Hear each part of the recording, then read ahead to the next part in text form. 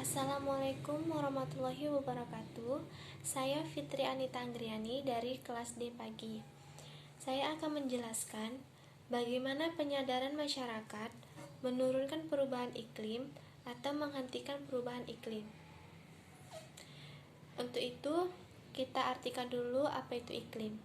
Iklim adalah salah satu dampak berbahaya yang kini dihadapi adalah efek gas rumah kaca.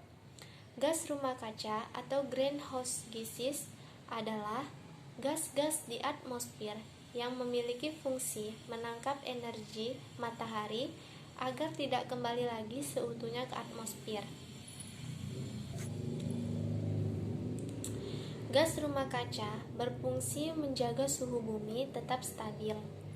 Tetapi, saat konsentrasi gas rumah kaca semakin meningkat, membuat lapisan atmosfer semakin tebal. Penebalan lapisan atmosfer ini akhirnya mengakibatkan jumlah panas bumi yang terperangkap di atmosfer bumi semakin banyak, sehingga mengakibatkan peningkatan suhu bumi atau pemanasan global. Penyebab perubahan iklim yaitu dari manusia itu sendiri. Mengapa? Karena aktivitas manusia menjadi pemicu dasar perubahan iklim ini. Para ilmuwan sepakat bahwa sebagian besar kerusakan lingkungan seperti hutan gundul, kekeringan, air laut naik, dan gunung es mencair memicu pemanasan global yang merupakan akibat ulah manusia. Untuk itu, di sini ada akibat perubahan iklim, yaitu mengendarai kendaraan bermotor. Bensin mengandung banyak polusi kimia termasuk CO2.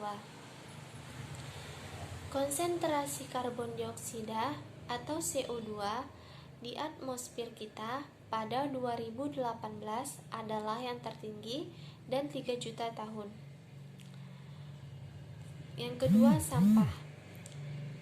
Tempat pembuangan sampah merupakan lokasi pembusukan sampah yang mengandung banyak gas metan. Yang ketiga, kulkas. Gas CFC dapat menciptakan kondisi buruk efek rumah kaca 10.000 kali lebih buruk dari CO2. CFC juga menghancurkan ozon, bagian penting yang berada di lapisan atas atmosfer. Senyawa ini berada dalam alat pendingin di rumah kita. Yang keempat, pertanian dan peternakan. Saat petani menambah pupuk penyubur nitrogen ke dalam tanah, beberapa dari nitrogen tersebut berubah menjadi nitrooksida atau N2O. Gas rumah kaca yang sangat kuat. Sapi menciptakan gas metan saat rumput mengalami peragian di perut mereka. Ada sekitar 1,2 miliar ternak sapi di dunia. Semuanya menambah kadar gas rumah kaca seluruh dunia. Di sini ada juga solusinya, yaitu mengurangi pembangunan gedung, melindungi penebangan pohon ilegal, dan melindungi dan memulihkan hutan tropis.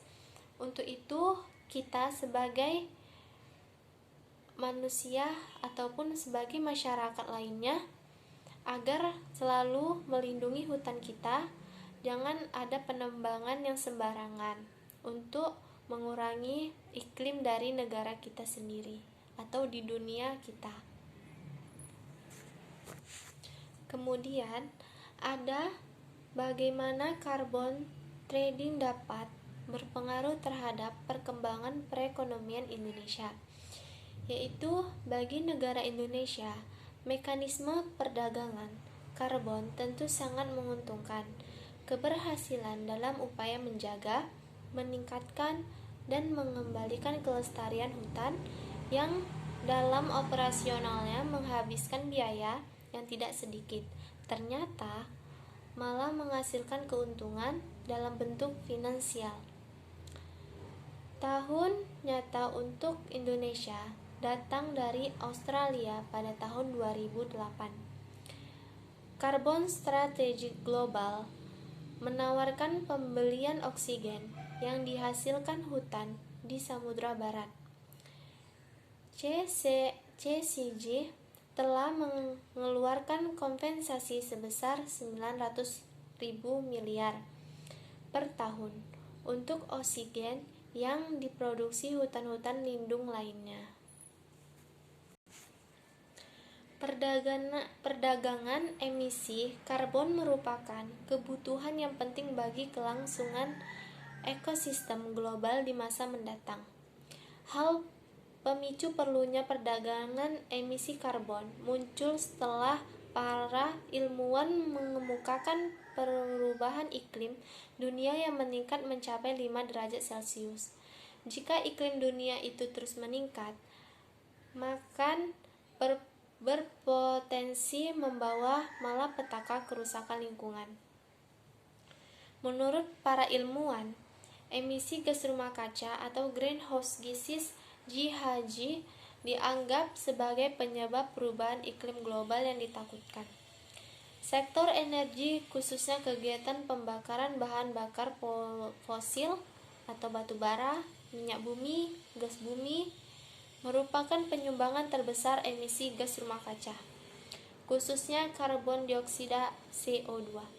Oleh karena itu, sektor ini akan terkena dampak langsung kesepakatan dunia mengenai manajemen perubahan iklim tersebut.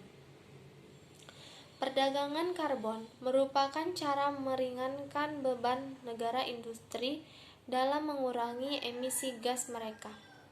Biasanya, perdagangan itu dilakukan antara negara maju dan negara berkembang.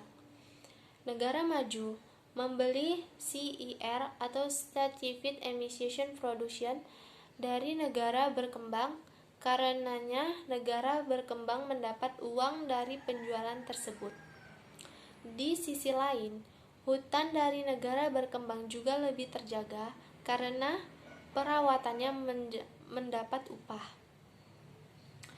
Perdagangan karbon atau yang lebih umum dikenal dengan emission trading, yang merupakan istilah dalam perdagangan sertifikat untuk mengurangi emisi karbon.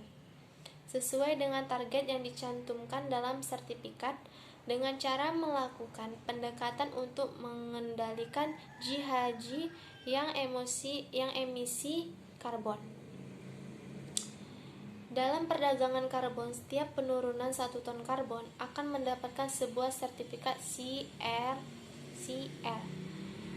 Sertifikat tersebut menjadi alat jual beli pada perdagangan karbon. Harganya bervariasi tergantung pada pihak yang bertransaksi. CER dikeluarkan oleh Dewan CDM. Sertifikat CDM itu hanya mengeluarkan CER jika negara bersangkutan telah memenuhi kriteria additionality, real, measurable, dan long-term benefit. Untuk itu, atas pertanyaan yang telah saya jawab, kurang lebih saya mohon maaf. Assalamualaikum warahmatullahi wabarakatuh.